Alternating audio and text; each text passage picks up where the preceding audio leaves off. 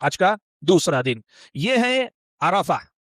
अब आप वकूफ अरफा से फारिग होकर निकलेंगे, सूरज डूब जाएगा, मगरिब का वक्त हो जाएगा, आप मगरिब की नमाज नहीं पढ़ेंगे अरफात में। आप निकल कर आ जाएंगे मुजदलिफा। मुजदलिफा पहुंचने के बाद आमतौर पर होता यह है, बहुत कम लोगों को टेंट मिलता है मुजदलिफा में, ज्यादातर लोगों को टेंट नहीं मिलता है।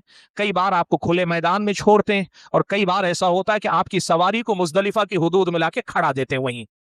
जैसे भी शक्ल हो, मुजदलिफा आप पहुंचते हैं, तो मुजदलिफा पहुंचने के बाद मगरिब और ईशा दोनों नमाजें जमा करके पढ़ी जाएगी।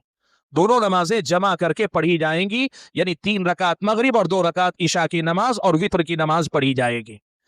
अजान एक, 2 नमाजों के लिए 2 अलग इकामत, और आप जो मगरिब और ईशा जमा करके नमाज पढ़ेंगे।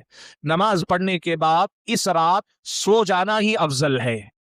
यानी बहुत सारे लोग ये समझते हैं रात में उठकर तहज्जुद पढ़ेंगे, रात में उठकर लंबी इबादत करेंगे। नहीं, ये रात सो जाने की वजह उसकी क्या है, आपको तीसरा दिन जो हज का, जो कि जिलहिज्जा की 10वीं तारीख है, 4 बड़े अमाल अंजाम देने, इसलिए रात में आराम कर लेना अफजल है।